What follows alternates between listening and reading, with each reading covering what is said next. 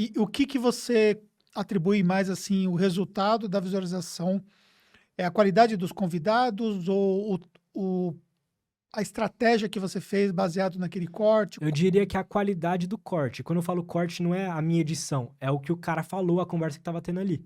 Então, se você abrir meu canal aí agora e ver os vídeos mais populares, a grande maioria não são de convidados famosos, igual a maioria das pessoas acha. A grande maioria são de pessoas, assim, às vezes desconhecidas. Então, uns caras que, assim, ninguém conhece o rosto, ninguém conhece o nome, não são famosos, assim, na internet nem nada, mas ele tem uma história foda pra falar. Alguma coisa incrível ali na hora. Às vezes é uma coisa, tipo, absurda pro lado ruim, às vezes é uma coisa absurda pro lado bom, mas é sempre alguma coisa, assim, muito Impactante. impactante. E esses são os cortes que dão mais resultado, até hoje. Assim, eu não me importo se o cara é famoso ou não, porque eu já vi que pro meu canal, pro meu público, pelo menos, não importa. Mas aí, pensando no seu público, você precisa também levar em consideração o nível de assunto que eles mais curtem, né? É, sim. Então, às vezes rola algum podcast, por exemplo. Eu obrigatoriamente faço sempre do Vênus e do Flow, todos os dias. Porque o Venus, o Flow, o seu público se conecta muito com Se esse tipo conecta de bem. conteúdo. E aí, Mas o Flow, ele tá com um público, tá com um tipo de assunto bem variado. é bem variado. Isso influencia no seu canal ou não? Eu- Influencia, mas assim, sempre. Eu costumo falar que, tipo assim, os melhores flows, que são os que eu. Na verdade, os melhores podcasts, na minha opinião, que são que rola uma conversa mesmo, não é aquela parada que é muito entrevista, que é muito fechado. Os melhores são os piores para fazer corte. Porque Explica. os assuntos trocam a todo tempo. Eles estão tendo uma conversa, às vezes, de amigo, de bar, e aquilo não chama atenção na hora de fazer uma thumb ou um título. Então, quando vai um convidado, que às vezes ele não é muito. Ele é meio travado, às vezes ele só fica respondendo pergunta e tal, eu costumo dizer que esses são os melhores para fazer corte. Porque aí eles falam sobre um assunto e ficam no mesmo assunto por mais tempo, e ficam lá destrinchando o assunto e, consequentemente, gera um corte melhor, mais fácil. E eu não lembro porque eu entrei nesse assunto. Não, porque ele estava falando sobre a escolha especificamente do que mais gera resultado, né? Aí você está Pode falando crer. que são pessoas que não são conhecidas, muitas vezes que Isso. geram resultado por conta daquilo que ele está Com- falando, que acaba sendo Pois impactante, tem é. uma história Sim. bacana. Então, isso aí é uma coisa que eu vejo acontecendo e é o que eu sempre busco. Então, hoje eu costumo falar que eu não acho que o podcast está saturado, porque eu preciso de conteúdo para postar no meu canal, porque não tem. Tipo assim, eu puxo o máximo que dá de conteúdo para poder postar no Cortes Podcast, assim, de podcasts do Brasil. Eu tento achar o máximo e muitas vezes eu não acho. Não que o conteúdo seja ruim, mas assim, um conteúdo pra corte mesmo, pro canal. Um conteúdo, às vezes, que o cara tá falando uma história foda. Porque eu já vejo muito podcast que só chama famoso, tá ligado? Aí é meio que uma crítica que eu tenho, assim, nesse sentido. Mas, em geral, o que dá view no meu canal do Cortes Podcast são histórias absurdas, impactantes, sabe? Interessantes. É o que Entendi, mais dá view. entendi. E você contratou pessoas para te ajudar nesse processo, né? E, consequentemente, você tem uma metodologia que você foi aprendendo e você foi definindo para o seu canal. Sim. Como é que você fez para conseguir fazer com que essas pessoas seguissem esse método?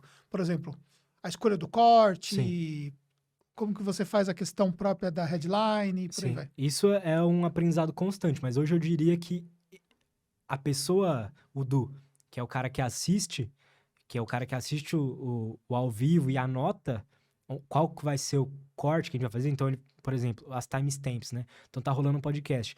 Aí no minuto 3, o cara falou sobre como é ser um lutador de MMA, por exemplo. E aí ele coloca esse título assim, que eu posso mudar o título. Ele coloca um título e coloca as possíveis thumbnails. Então são coisas. E aí são falas que o cara fala que pode ser interessante. E aí ele coloca várias possíveis. E aí eu vou lá e destrincho e escolho qual que vai entrar. Mas hoje em dia, esse trabalho de assistir e anotar, ele faz muito melhor do que eu já fiz. E isso foi um aprendizado com o tempo. Assim, no começo eu fazia melhor. E aí eu fui deixando ele cada vez mais livre e ele foi ficando melhor que eu. E aí. Mas até hoje é uma, é uma briga constante, porque eu queria muito parar de fazer a curadoria. Eu queria só a curadoria do que vai entrar.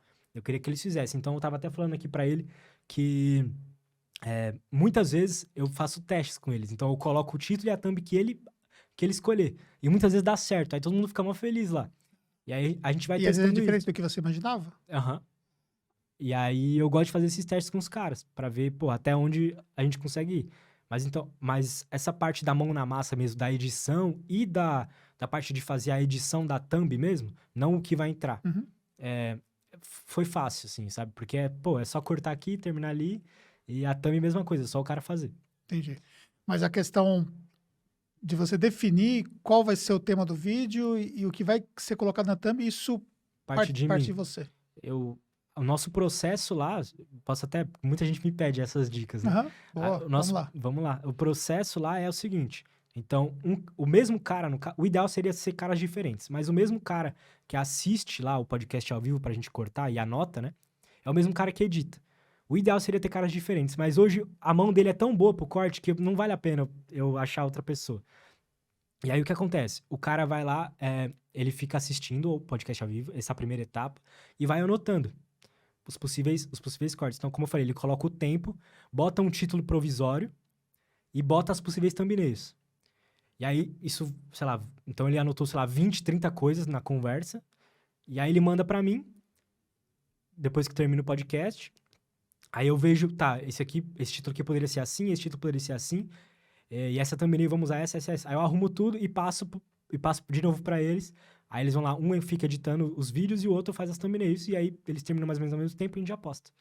E entre terminar um podcast ao vivo e você postar o primeiro vídeo, quanto tempo se passa, mais ou menos?